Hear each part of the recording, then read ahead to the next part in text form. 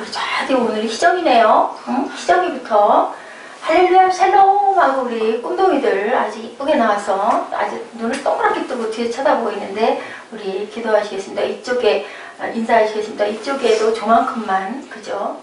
3분 정도만 뒤에 딱 차면 아주 우리 교회가 그득할 것 같습니다. 우리 희정이부터 그래서 제가 의자를 많이 안 넣었거든요. 할렐루야 샬롬 하고 인사하십니다. 할렐루야 샬롬 샬롬 샬롬 샬롬 샬롬 샬롬 샬롬 눈 안 맞춘 사람들 저하고 함께 하나님 사랑합니다 고백하십니다. 여러분 주 안에서 사랑합니다. 이거 하라고 그랬더니 다들 어떻게 하냐면 딱 해요. 시원하죠. 기지개를 피는 거죠. 이렇게 하고 그냥 안 내려. 다들 이렇게 하고 나면 그냥 휙 내려버리더라고요. 예. 오늘은 뭐예요? Root of Life. 제가 그냥 제목을 잡아봤어요. 생명의 근원이라는 제목으로 빌립보서 1장 27절에서 30절. root라는 뜻이요. 예, 뭐 급진적 아니면 근본적 뿌리인데요. 그것이 또 요즘에는 또 굉장히 유행하는 유행어 외래어가 있습니다. radical, 예, radical of life. 너무 흔해서 제가 루트로 그 근본이 루트라고 합니다. 그래서 바꿔봤습니다. 우리 본문 우리 꿈동이들 같이 한번 우리 입술로 고백하고 다시 한번 뜻을 새기면서 한번 같이 합독하십니다.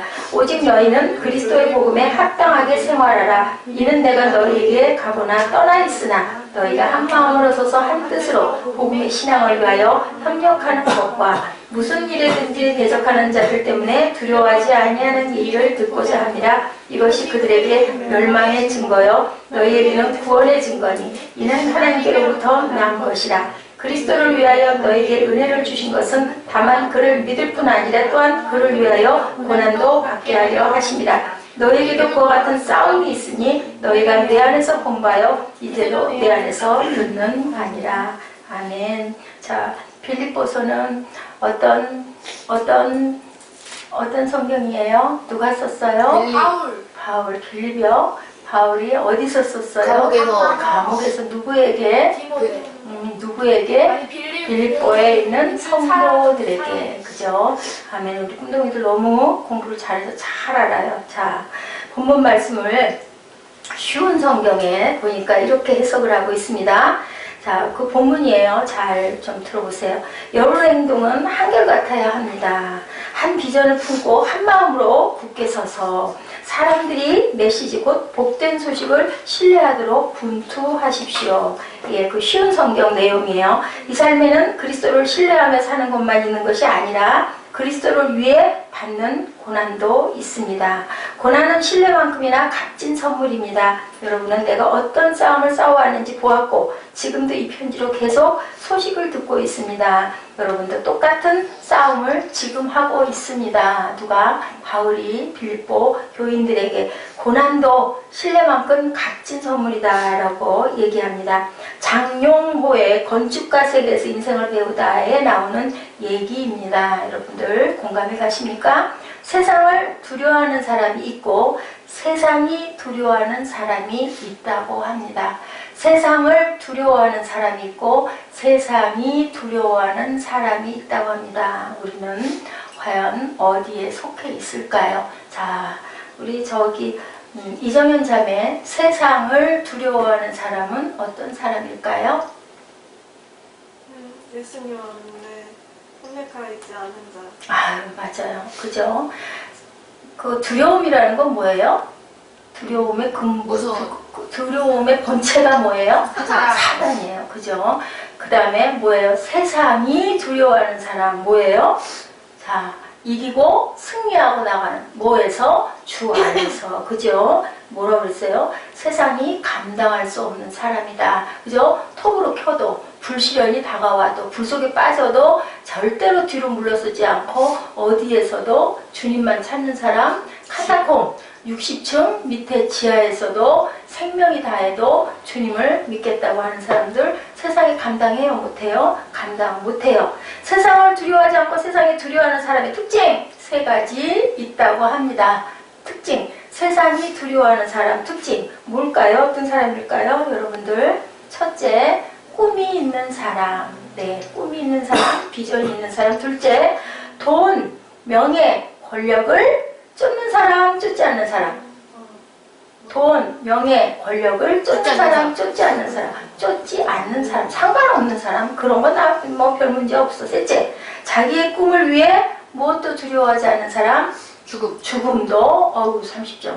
두려워하지 않는 사람, 그죠? 꿈이 있는 사람인데 그 꿈을 위해서, 그걸 이루기 위해서는 내가 죽어도 상관없다. 누가 그랬어요? 바울이 그랬죠. 나의 달려갈 길을 위해서는 내가 죽음도 두려워하지 않겠다. 그리고 돈, 명예, 권력 그런 거 별 볼 일 없어 라고 담대하게 선포하고 나아갈 수 있는 사람. 그렇다면 온전한 급진적 크리스찬의 삶은 과연 어떨까? 한마디로 말하면 오늘 본문 27절에 나와 있는 것처럼 27절이 뭐라고 그러세요? 그리스도의 복음에 합당하게 생활하는 것이다. 그런 사람이 어떤 사람? 세상이 두려워하는 사람, 꿈이 있는 사람, 그 꿈을 이루기 위해서는 생명도 불사하는 사람, 돈이나 명예나 권력도 상관없는 사람. 이런 사람은 어떤 사람? 어떤 사람? 그리스도의 복음에 합당하게 생활하는 사람. 27절 내용입니다. 그럼 우리에게 이런 질문이 생기죠. 복음에 합당하는 거 그럼 뭐예요? 그죠? 복음에 합당하게 과연 사는 건 뭘까? 28절에 답이 나와 있어요. 뭐라고 그래요? 대적하는 자를 두려워하지 않는 것. 29절에 뭐라고 그래요? 그를 믿을 뿐 아니라 그를 위하여 고난도 받을 각오가 되어 있는 사람. 우리가 대개는 면류관은 기뻐하고 즐거워하는데 뭐는 싫어한다고요? 십자가는 도망가고 피하고 싶고 고난은 안 받고 싶죠. 그렇지만 그런 거 별로 어려워하지 않는다. 고난받는 거 맞다. 그 고난 뒤에는 누가 계시다? 하나님이 계시기 때문에 하나님을 만날 수 있는 기회다. 이렇게 생각하는 사람이 바로 세상이 두려워하는 사람이다. 이것이 과연 우리가 꿈꾸는 예수 믿으시죠, 여러분들? 아멘? 아멘? 아멘. 믿으시죠? 그러면 우리가 꿈꾸는 그러한 그 기독교가 과연 이런 것일까? 우리가 꿈꾸는 굿 뉴스가 과연 이런 것일까? 데이비드 플랫의 레디컬이라는 책에 이렇게 급진적이라는 책에 보면요, 존 패튼이라는 한 인물에 대한 이야기가 나옵니다. 그는 요즘 그리스도인들에게는 상대적으로 덜 알려진 인물이다. 그는 스코틀랜드에서 한창 성장하고 있던 교회를 10년 넘게 섬기던 목회자였다. 하나님은 그에게 복음에 대해 전혀 알지 못하는 누가 식인종이 우글거리는 정글 속으로 가서 선교하라고 명령하셨다. 여러분 갈 것 같아요? 못 갈 것 같아요? 여러분 같으면 가겠어요? 못 가겠어요? 못 가요. 아이도 못 갈 것 같아요. 그죠? 그랬어요. 이제 패트는 특별한 한 섬으로 들어가고 싶어 했다. 20년 전에 두 선교사가 상륙했다가 잡아먹힌 곳이었다. 무서워서 어디 가요? 못 가죠. 근데 갔어요. 당연히 선교단들은 제발 참어. 전철을 또 밟을래? 너 가면 죽어. 하고 다들 말렸다라는 거죠. 패트는 이렇게 적었다. 마음씨 좋은 한 노신사는 나를 붙들고 소리내어 우셨어. 심지어는. 왜냐하면 식인종이 살고 있다니까요. 내 아들도 잡아먹혔어요. 목사님 가면 두말할 필요 없이 잡아먹혀요. 가지 말라니까요. 그리고 소리치며 울었다. 존 패트는 노인에게 이렇게 조용히 담담히 대답했다. 딕슨 씨 머지않아 선생님도 가지고 있던 것을 모두 남겨둔 채 무덤에 들어가게 될 것입니다. 거기서는 벌레들이 나의 죽음을 뜯어먹겠지요. 주님만을 섬기다 죽는다면 벌레가 먹든 식인종이 먹든 무슨 차이가 있겠습니까? 마지막 때가 되면 선생님처럼 저도 그리스도처럼 깨끗한 몸으로 부활하게 될 것입니다. 어떠세요? 이 대답이. 그랬더니 노인은 눈물을 닦고 방을 나가면서 이렇게 외쳤다고 합니다. 그렇다면 더 이상 할 말이 없습니다. 라고 외쳤다고 그래요. 33살 때 존 패트는 아내와 함께 뉴 헤이브리드 군도로 들어갔습니다. 도착한 지 얼마 뒤 아내와 갓난아이는 세상을 떠났습니다. 패트는 맨손으로 땅을 파헤쳐서 그 시신들을 묻었습니다. 그 뒤로도 생명을 위협하는 일들이 끊임없이 벌어졌습니다. 하지만 몇 년의 시간이 지나자 뉴 헤브리드에 사는 수많은 식인종들이 그리스도가 주시는 평안을 알게 되었고 오스트레일리아와 스코틀랜드를 비롯한 많은 서방 세계가 복음 전도에 대한 도전을 받게 되었다고 합니다. 패튼이 누구를 묻었어요? 땅에다가 자기 아내와 어린 딸아이를 묻었어요. 그리고 수년을 거기서 죽음과 그 고통과 위험을 무릅쓰고 사투를 벌인 결과 식인종들이 누구를 받아들여요? 그리스도를 알게 되었다.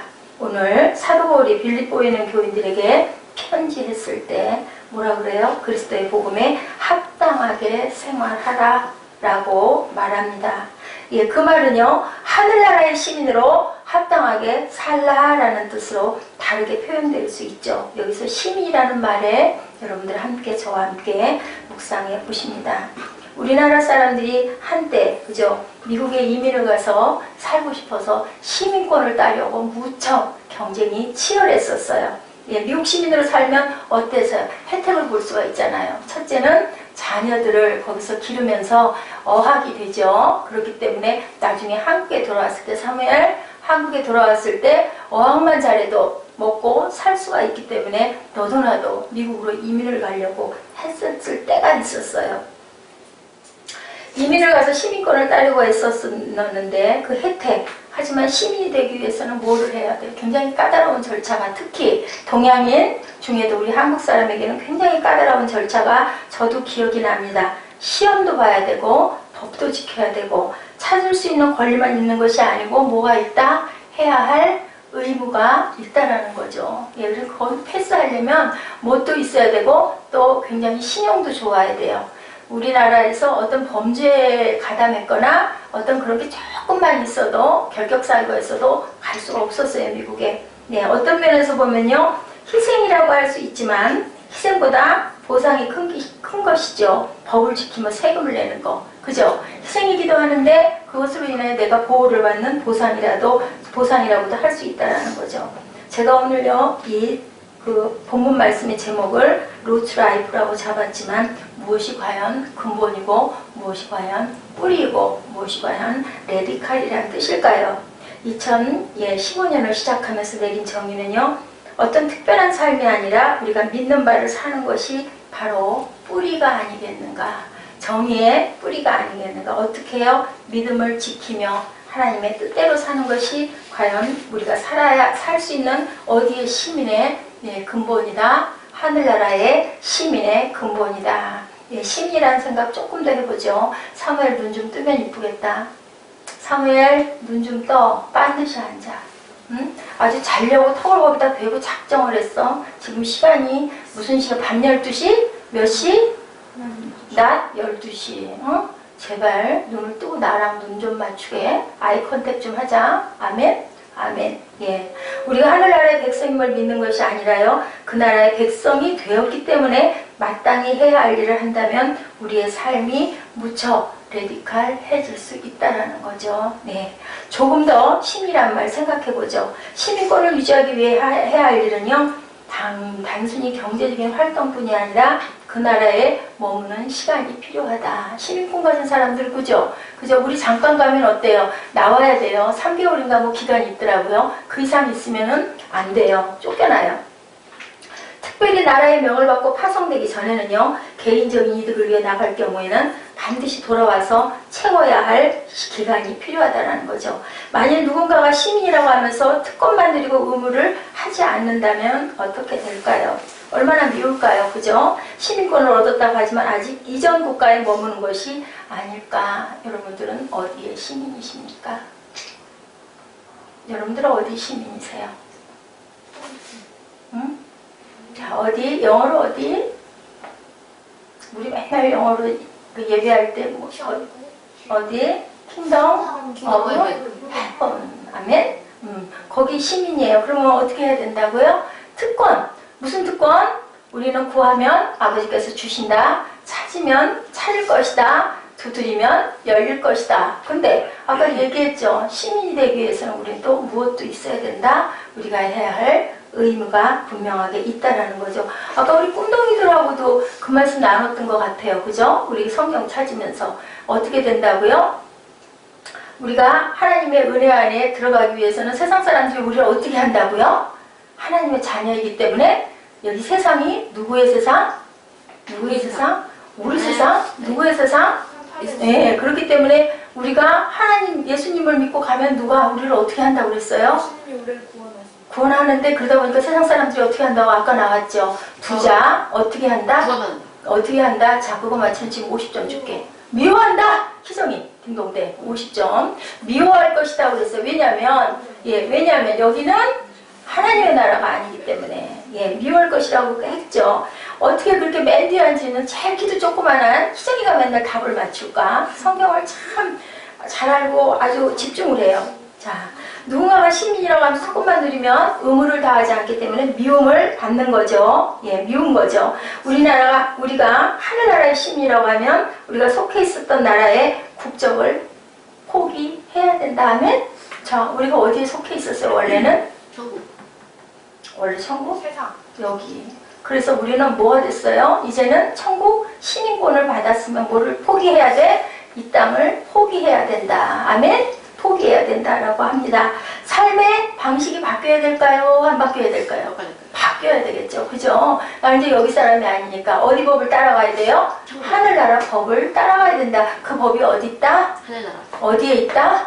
마음속에. 어디에 있다? 말씀이 곧 뭐? 66권 성경에 있다. 아멘. 자, 그게 뭐다? 그게 바로 법이다. 그 법을 우리는 따라가야 된다. 하늘나라의 성전과 번영에 뭐 해야 된다? 우리의 의무를 다 해야 된다. 아멘. 우리는 어디의 사람이니까? 천국 사람이니까. 마땅히 법을 지키고 헌신해야 된다. 몸도 신고 물들도 신고. 아까워하지 않으면서. 그랬을 때 하나님이 뭣도 주신다? 복도 주신다, 힘도 주신다, 능력도 주신다. 아멘. 능력 주는 자 안에서 우리가 모든 것을 할 수 있습니다.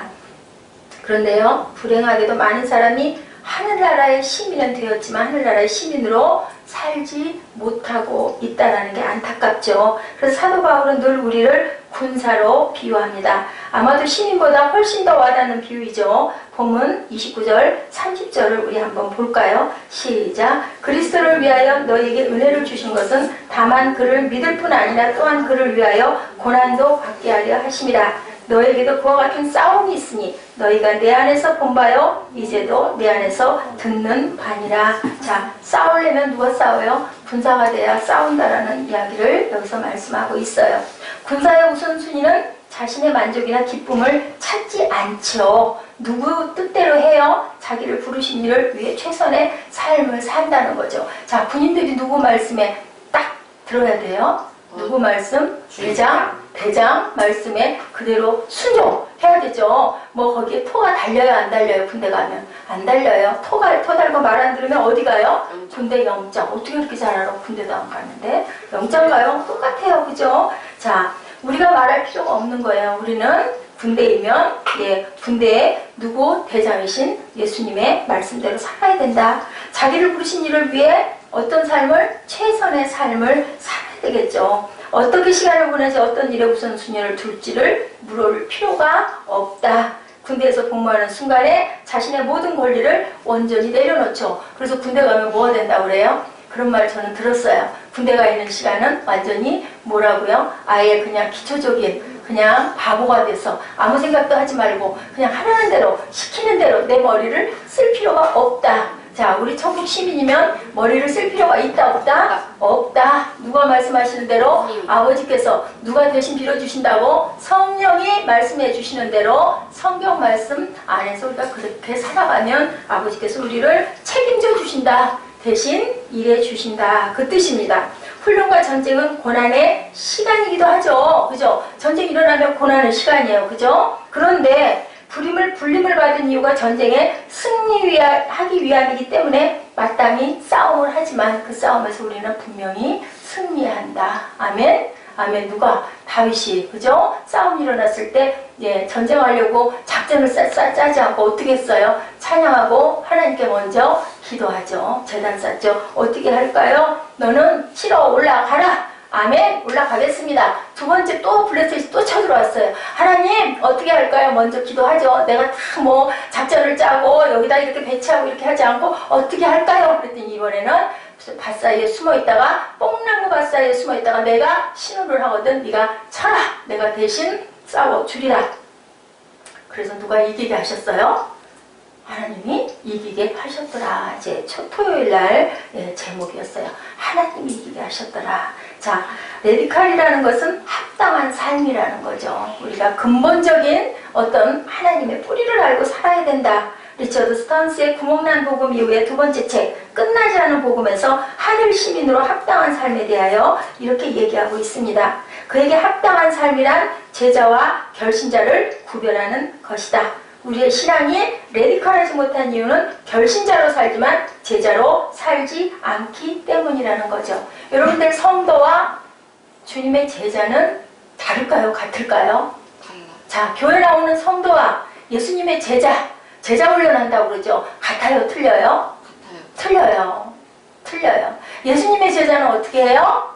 예수님의 제자는 모든 걸 버리고도 예수님을 따를 수 있는 존재가 예수님의 제자. 성도는 예수님의 법을 지킬래요? 예수님 순종할래요? 나를 잘 보호해 주세요 하고 예배에 나오는 사람들, 특별히 주일이면 어김없이 교회 주일 지키러 나오시는 분들 정도, 그런 분들이 성도라는 얘기죠.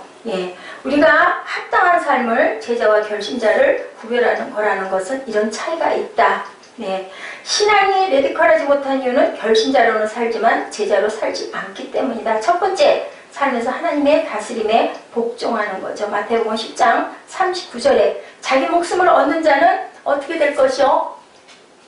자기 목숨을 얻는 자는 어떻게 될 것이요? 잃을 것이요. 자기 목숨을 잃고자 하는 자는 어떻게 되리라? 얻을 것이다 라고 말씀하고 있어요. 그죠? 나를 위하여 자기 목숨을 잃는 자는 얻으리라. 내가 너를 살려주리라. 어디서 살아요? 영원히 살 수 있게 해주신다라는 거죠. 우리들 순교자들 죽었어요? 살았어요? 살았어요. 죽었어요. 죽긴 죽었어요. 그죠? 근데 어디에 살아있어요? 영원히 어디에 살아있어요? 성경 안에 살아있어요. 그죠? 그 어디 살아있죠. 그렇기 때문에 하나님이 살려주신다. 그게 꼭 십자가에 달린 니를 끌어내린다는 뜻이 아니고 몸은 죽는다 할지라도 아까 그 선교사가 얘기한 것처럼 어차피 우리는 죽을 목숨인데 나중에 부활의 영광에 우리는 참여한다는 뜻이죠.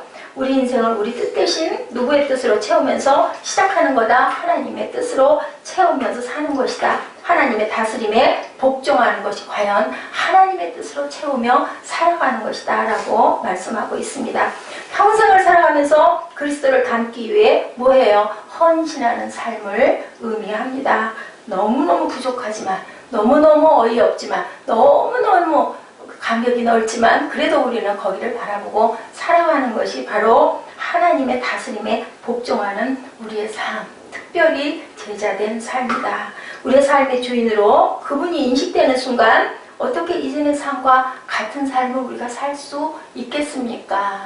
사무엘, 똑같이 살면 될까요? 안 될까요? 안 되겠죠. 그죠? 열심히 노력해야 되겠죠. 또 누구에게 구해요? 하나님 힘 주시옵소서. 하나님 믿음 더 강건하게 해주시옵소서. 기도해야 되겠죠. 그의 다스림에 복종한다는 것, 우리가 존경하는 어떤 위인을 바라보며 영향을 받는 것과는 차원이 다른 문제다. 왜냐하면 그분의 다스림은 우리의 삶에 목적을 주시기 때문이라는 거죠. 우리가 흔히 착각하는 게 있어요. 우리가 짜놓은 인생의 각본에 단지 예수 그리스도를 덧붙이려는 시도를 우리들은 하고 있다. 하나님을 그냥 사랑하는 게 아니라 내가 하나님을 사랑하면 하나님이 나한테 주실 거야. 내가 하나님께 예배하고 기도하면 이렇게 해주시겠지. 내 각본에 예수님을 붙인다는 거죠.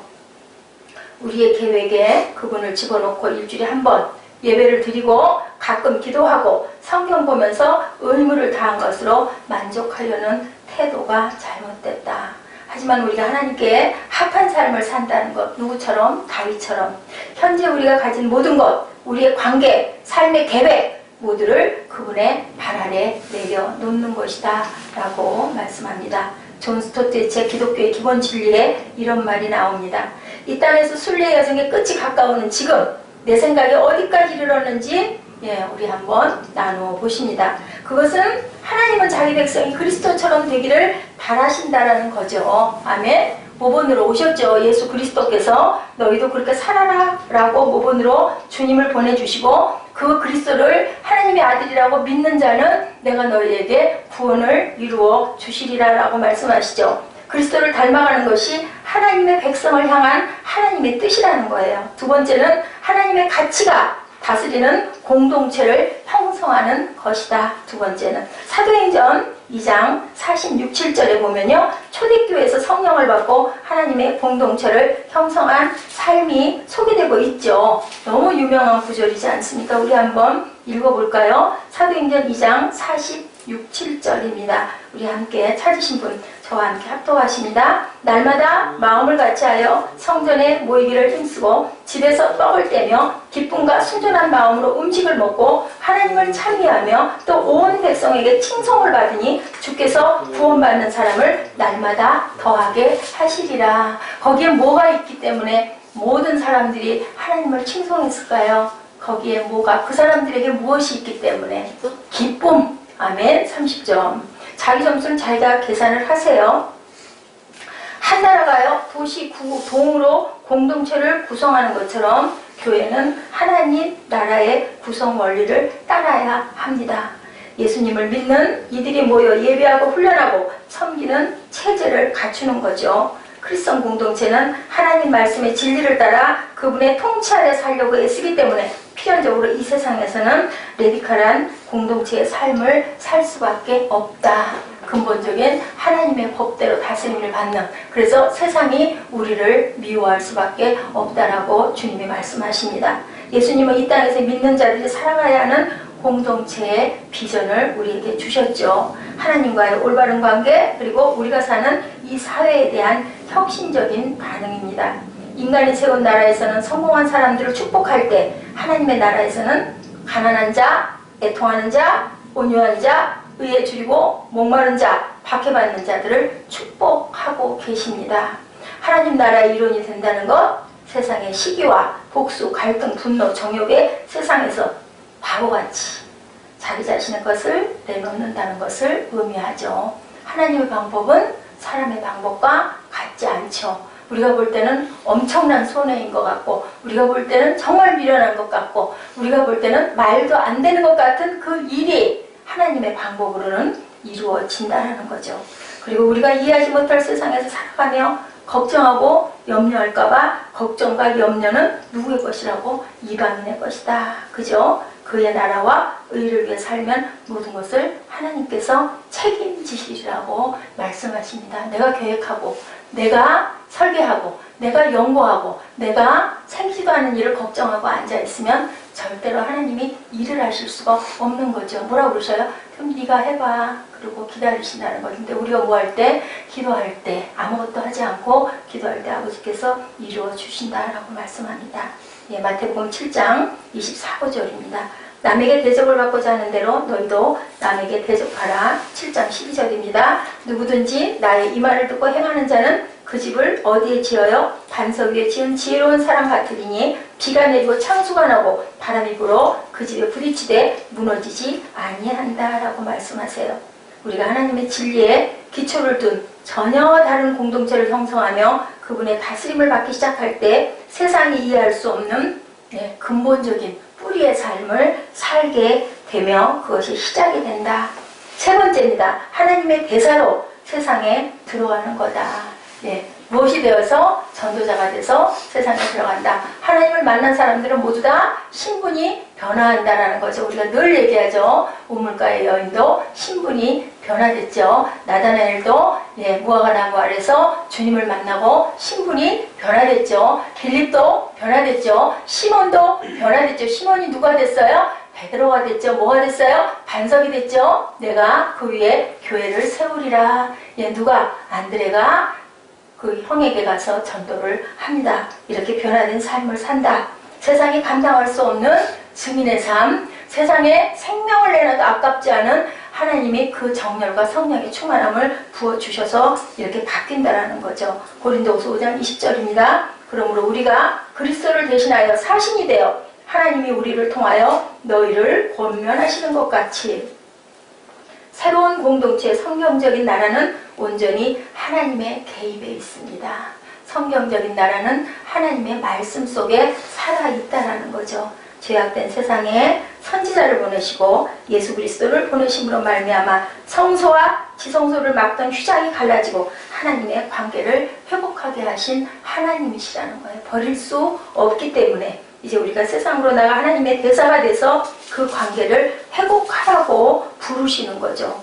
부활하신 예수님께서 왜 이 세상을 떠나셨을까요? 바로 우리가 세상으로 들어가 하나님의 나라를 이루도록 하기 위해서 떠나시죠. 내가 나중에 너희에게 다시 오리라. 뭐를 예비하고? 처소를 예비하고 다시 오리라라고 우리에게 마음에 안 잊혀서 뭘 주고 가셨어요? 성령님을 보내주시고 가셨습니다. 우리는 믿음으로 구원을 받은 결신자로 만족하는 것이 아니고요. 우리의 구원하신 하나님의 계획 속에 뛰어들어가야 한다는 거죠. 하나님은 계획은 늘 이 세상에 있다는 겁니다. 에베소서 2장 8절에서 10절의 말씀을 여러분들 유심히 보시기 바랍니다. 에베소서 2장 8절에서 10절입니다. 너희는 그 은혜에 의하여 믿음으로 말미암아 구원을 받았으니 이것은 너희에게서 난 것이 아니요 하나님이 무엇이다? 하나님의 가로 무엇이다? 자, 우리 운동이들 알 것 같은데 하나님의 자, 오늘 뭐 받았어요, 여러분들? 선물. 네, 선물이다. 우리 예지 30점 줍니다. 행위에서 난 것이 아니니 누구든지 자랑하지 못하게 하려 함이라. 제 근본적인 삶, 핵심적인 삶. 어원에는 뭐예요? 뿌리. 우리가 믿음의 뿌리를 갖고 있어야 된다. 리처드 스티븐스 월드비전 기부자들에 위한 모임에 이런 말을 했습니다. 하나님이 가장 바라시는 것은 우리가 가난한 사람들을 돕는 것이 아닙니다. 하나님이 가장 바라시는 것은 우리가 가난한 사람들을 어떻게 해야 된다? 가난한 사람들을 자 생명이 뭐예요? 어떻게 했을 때 우리 15장에서 포도나무에서 뭐였어요? 중심이 뭐였어요? 무엇을 생명 안에서 무엇을 했을 때 생명이 살아난다? 뭐 했을 때? 기도. 사랑했을 때, 그죠? 중심이 사랑이었었어요. 야, 돕는 게 아니고 그들을 사랑해야 된다. 우리가 그들을 사랑한다면 그들을 도울 수밖에 없다라고 이렇게 얘기했어요. 예수님의 공생애를 보면요, 사람들을 다 사랑하셨습니다. 사람들은 예수님에게 치유의 대상이 아니라 사랑의 대상이었다라는 거. 그래서 치유 상담을 한다, 병원 있다 해도 거기에서 완벽하게 치유 상담 쪽에서 낫는 일이 없고요. 어떻게 했을 때 낫는다? 사랑으로 돌볼 때 낫는다고 말씀하시죠. 예, 사랑 때문에 안타까운 마음으로 말씀을 전하셨고요. 그 사랑 때문에 사람들을 고치지 않으면 안 됐던 거죠. 왜요? 너무 불쌍해서. 너무 긍휼했기 때문에 요한복음 13장 34절 말씀이 예수님의 사역을 가장 간명하게 요약하는 말이 된다는 거죠. 내가 너희를 사랑한 것 같이 너희도 서로 뭐해라? 사랑해라.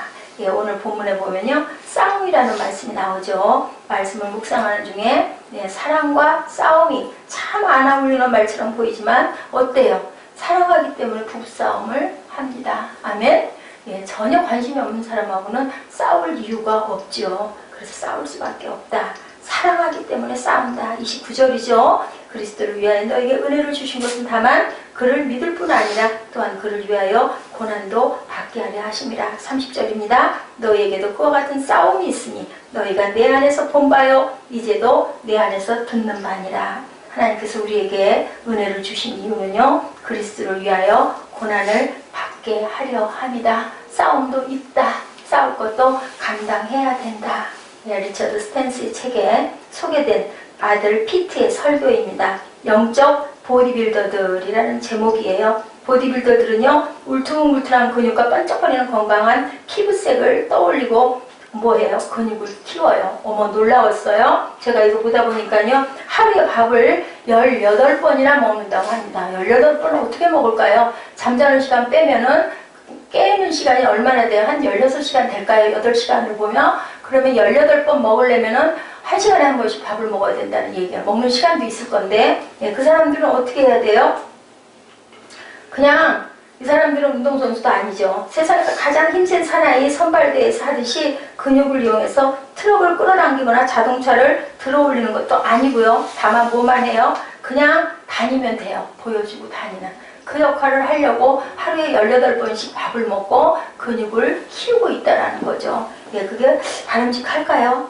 자, 사랑한다고 생각한다고 사랑이 아니듯이 우리가 성경 지식을 쌓고 성경 공부를 한다고 말씀을 많이 줄줄 외운다고 그것이 크리스찬의 삶을 사는 것은 아니죠. 남들에게 보여주기 위한 것이죠. 아까 보디빌더들 그런 게 신앙은 아니라는 말씀을 드리는 겁니다. 우리가 근본적인 삶은 우리에게 만연해 있는 이분법적 사고를 뛰어넘는 것이다. 어떤 사람이 교회 와서 예배 드리는 것을 보며 종교 생활한다고 생각하는 것이죠. 너 종교가 뭐니? 나 기독교.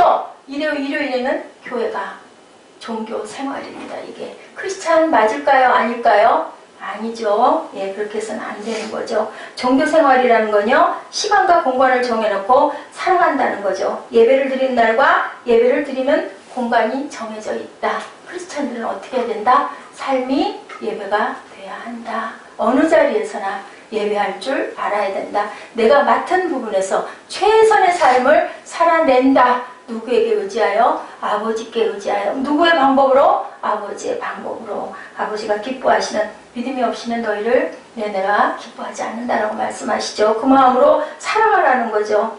자, 신부님들과 스님들은 자신들이 결혼하지 않는 것으로 기독교에는 다른 종교적 차이를 두려워하지만 진정한 신앙생활이라는 건요, 우리의 삶에서 이루어져야 한다고 말씀합니다. 삶이 종교이고 그가 신봉하는 종교가 삶이 될 때 우리는 신앙생활을 하고 있다라고 얘기할 수 있는 거예요. 자, 목사와 평신도의 구별, 주일과 평일도 차이가 나서는 안 된다라는 거죠. 과연 이렇게 이루고 여러분들 사실 수 있겠습니까? 어떻게 해야 될까요? 최선으로 열심히 그 마음을 품고 살아가야 되겠죠. 교회에서는 예배를 드리는 사람으로, 일터로 돌아오면 일하는 사람으로, 또 가정으로 돌아오면 가정에 열심히 식단을 짜고 아이들에게 헌신하는 삶을 살아야 그것이 레디컬하다, 본질에 충실하는 삶이라는 겁니다. 진정한 신앙생활이라는 거, 그죠? 우리가 예배하는 날이 그렇지 않은 날에 침투해서 영적으로 점령해 나가는 거예요. 예배하는 날이 그렇지 않은 날 속에 들어가서 예배하는 날로 그렇지 않은 날들을 바꿔가는 거죠. 예배하지 않는 날 속에 예배하는 날이 그냥 흡수가 돼버리는 게 아니라 항상 그런 얘기하죠. 세상과 구별돼야 되고 세상에서 다른 나의 삶이 세상 속에 녹여져서 그들을 변화시켜야 된다라는 말씀이죠. 주님을 만난 거룩함의 체험이 일상으로 번져나가는 은총이 있었을 때 우리가 진리 안에 자유한 삶을 살 수 있다. 이게 바로 종교개혁의 정신입니다. 종교개혁은요, 일터에서 구별해놨던 예배 시간을 더는 구별하지 않겠다라는 뜻이에요. 일터에서나 예배에서나 똑같은 삶은 로렌스라는 수사가 그랬다고 하죠. 식당에서 아주 허드렛 일, 아주 손은 아주 엉망이겠죠. 그죠? 발도 아주 띵띵 불어있겠죠. 그 수도원의 식당을 담당하고 있으니 그 사람은 왜 거기를 가냐면요, 공부를 너무 못해서 수도원 시험을 보기만 하면 떨어져요. 그래서 부탁을 해서 국리를 한 끝에 내가 식당 일을 해도 좋으니 수도원에서 살 수 있게 해주시옵소서 했대요. 그래서 그거는 들어준 거예요. 거기서 결국 어떻게 됐을까요? 로렌스가 일하는 자리 옆에를 가면요, 왠지 모르게 경건한 마음이 들었대요. 무슨 일을 하고 있든지 그 옆에만 가면은 왠지 모르게 그냥 기도하는 마음, 예배하는 것 같은 그런 마음이 들어서요, 로렌스 주변에는 사람들이 자꾸 모이게 됐대요. 왜냐하면 그 옆에 가면 너무너무 평안한 거예요. 예배의 삶을 살고 있는 모습. 결국 로렌스는 어떻게 됐을까요? 나중에 그 수도원의 원장이 되었다고 합니다. 그렇게 우리가 무엇을 하든지 어디에 있든지 어떤 삶에 어떤 생활에 있든지 예배하는 것 같은 삶이 됐을 때 말하지 않아도 사람들이 옆에서 볼 때 아, 저 사람은 정말 크리스천이야, 그런 마음이 든다는 거죠. 우리가 하는 일이 하나님의 마음으로 성실하게 이루어져 가도록 해야 된다는 거죠. 급진적 생각, 크리스천은 매 순간 삶에서 예배를 드려야 한다. 학생은 뭘로? 공부로. 여러분들 아멘? 아멘. 그리고 또한 직장인은 일하면서 예배해야 한다. 주부는 가정에서 예배해야 한다. 예배한다는 것은 뭘까요? 하나님을 생각한다. 하나님을 사랑한다, 하나님께 영광 돌린다, 이것이 바로 예배라는 거죠. 예, 아무리 성적을 올리는 방법이 있어도 하나님 방법이 아닐 때는 해서는 안 된다는 겁니다. 아무리 돈을 벌 수 있는 방법이 있어도 하나님이 기뻐하지 않는 일은 해서는 안 된다는 겁니다. 오늘 당신에게서 온전한 삶을 산다는 것은 과연 무엇인지 여러분들 각자 자리에서 깊이 생각해 보시기 바랍니다. 여기서 대답할 때 우리는 비로소 크리스찬의 삶을 사는 거죠. 히브리서 11장 1절에서 11절 말씀 안에 6절이죠. 믿음이 없이는 하나님을 기쁘시게 하지 못하나니 하나님께 나아가는 자는 반드시 그가 계신 것과 또한 그가 자기를 찾는 자들에게 상 주시는 이심을 믿어야 할지니라. 네. 하나님께 인정받기 위해 무엇이 필요하다고 생각하십니까? 라고 누군가가 설문조사 7,000명의 청년들을 대상으로 했다고 합니다. 응답자의 60%는 선행을 해야 한다고 했대요. 정답인 믿음이라고 말하는 사람은 극소수였다고 합니다. 우리가 생각할 땐 그죠? 세상에서 선하게 살면 하나님이 기뻐하시는 방법대로 사는 것인데 그것이 아니라 믿음이 없이는 하나님을 기쁘시게 할 수 없다. 지난번에 그랬어요. 사울왕 하나님이 버리셨죠. 예, 사울왕을 이기게 해주시면서 그 적을 다 죽여라 그랬어요. 근데 안 죽였어요. 안 죽여 살려줬어요. 그윽하게 아주 너무 착한 마음으로 선대해서 생명 살려줬으니까 좋은 거잖아요. 하나님 보시기에 좋은 거죠. 예, 살렸으니까 보라자매. 그죠? 좋은 거예요. 근데 어떻게 했어요? 결국은 그렇게 불순종함으로 사울은 하나님께 버림을 받습니다. 아버지가 죽여라 하면 죽여야 되는 거예요. 우리가 볼 때는 어머나 사람 생명 살렸는데 왜 내가 버림을 받아요? 근데 그렇게 돼서 나중에 어떻게 했어요? 이스라엘 민족이 엄청나게 많은 숫자가 죽은 거예요. 그 사람을 살려놓음으로 인해서, 그 적군을 살려놓음으로 인해서.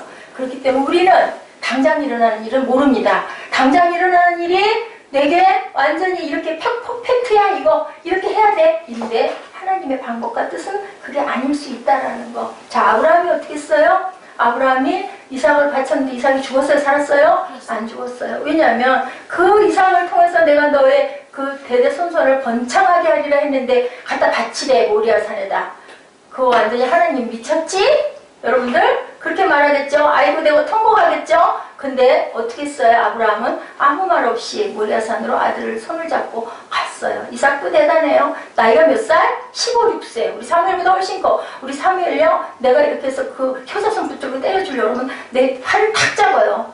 꼼짝을 못해 내가 힘이 약해서. 근데 그보다 훨씬 더 큰 청년이 떡하니 바위에다 번제로 불 쪼개서 한다고 칼을 꼽으면서 뛰어났는데도 아무 소리 않고 묶여갖고 누워있었다는 거. 뭐 때문에 그랬을까요? 순종한 거죠. 아버지가 나를 죽여도 상관없고 절대로 아버지가 나를 그냥 죽이시지는 않을 거다라는 믿음. 말씀은 저도 이렇게 드리지만 저도 자신이 없습니다. 큐리 부인 여러분들 아시죠? 예. 노벨상을 받았죠. 라듐이라는 물질을 발견하고 그 연구한 공로로 노벨 화학상을 받았어요. 기자가 와서 얼마나 기쁘십니까? 라고 물어봤더니요. 퀴리 부인이 그렇게 대답했대요. 아니요. 내게 상이가 무슨 필요가 있어요. 나에게는 시설이 좋은 연구소가 필요합니다. 라고 얘기했대. 난 상 같은 거 별 문제가 없다. 나는 연구해야 되니까 좋은 그러한 연구소를 주는 게 내게는 필요하다. 과학자에게 필요한 것은 연구소이지 훈장이나 명예가 아니라는 거죠. 구원에 필요한 것도 오직 무엇뿐이다? 믿음뿐이다. 선한 행위와 높은 지위와 돈과 명예로는 절대로 구원을 받을 수가 없다라는 거예요. 여러분들 하나님의 방법으로 사시기 바랍니다. 예수께서 기도하실 때 우리에게 가르쳐 주셨죠. 어떻게 했어요? 자, 우리 주기도문 앞에 어떻게 해요? 예, 제일 먼저 어떻게 해요? 응? Father in heaven 뭐라고 얘기를 해요? 하늘에 계신 우리 아버지시여. 우리는 그렇게 고백해요. 우리 육신의 아버지도 있지만 예수님이 그러셨죠. 누가 나의 보친이고 누가 나의 형제와 자매냐. 하늘나라의 아버지를 아버지로 삼는 자들이 내 모친이고 내 형제 자매다라고 얘기했습니다. 예, 예수께서 대답하시되 너에게 이르노니 죄를 범하는 자마다 죄의 종이다 말씀하시죠. 에베소서 2장 2절 3절에는 그때 너희가 그 가운데 행하여 이 세상 풍속을 쫓고 공중에 번제 잡는 자를 따랐으니 지금 불순종의 아들들 가운데 역사하는 영이라. 뭐예요? 사단의 영이라고 말씀하십니다. 요한복음 1장 12, 13절입니다. 영접하는 자 곧 그 이름을 믿는 자들에게는 하나님의 자녀가 되는 권세를 주셨으니 혈통으로나 육족으로나 사람의 육으로 나지 아니하고 오직 하나님께서부터 난 자들이다. 갈라디아서 3장 26절입니다. 너희가 다 믿음으로 말미암아 그리스도 예수 안에서 하나님의 아들이 되었으니 특권적인 신분을 말씀하고 계십니다. 예수를 믿으면 하나님께 속한 하나님의 로얄 패밀리가 된다는 거 잊지 마시기 바랍니다. 에베소서 2장 19절입니다. 그러므로 이제부터 너희가 외인도 아니고 손도 아니고 오직 성도들과 동일한 시민이요 하나님의 권속이라. 하늘나라에 가면 우리는 전부 다 성도예요. 성도. 하나님이 세상을 이처럼 사랑하사 독생자를 주셨으니 그를 믿는 자마다 멸망치 않고 영생을 얻게 하려 함이다 라고 말씀하시죠. 저희의 넘어짐으로 구원이 이방인에게 이르러 이스라엘로 시인하게 함이니라. 저희의 넘어짐이 세상의 부요함이 되거든 하물며 저희의 충만함이리요. 아버지께서 우리를 충만하게 늘 지키시고 항상 우리를 눈동자같이 보호하시고 너는 내 자녀야. 천국에 너는 이름이 있어. 너는 하늘나라의 법대로 살아야 돼. 그 법은 내가 너에게 알려주고 왔지. 그리고 네가 못 깨달을 때 내가 너에게 성령을 주고 오지 않았니? 마음으로 구해라. 그러면 내가 너에게 확실한 길을 보이리라고 오늘 이 시간도 여러분과 저에게 말씀하고 계십니다. 외인도 아니고 손도 아니고 성도이며 동일한 시민이고 하나님의 권석입니다. 우리는 땅의 사람이 아니고요. 하늘의 사람이에요. 여기는 우리가 잠깐 있다가는 어디예요? 예, 여행지, 순례자들이라는 것을 잊지 마시고요. 하나님이 우리를 이처럼 사랑하사 독생자까지도 아낌없이 십자가에 못 박으셨다는 것을 절대로 잊지 마시기 바랍니다. 기독교는요, 하나님의 은혜고 믿음으로 구원받는다라는 거. 선행으로 구원받는 게 아니라 그 행위로 받는 게 아니라 오직 믿음으로 구원받는다는 것을 절대 잊지 마시기 바랍니다. 기도하십니다. 영원히 찬송과 영광을 받으실 주님, 우리를 구원해 주시고 베풀어 주신 하나님께 찬양과 감사를 올려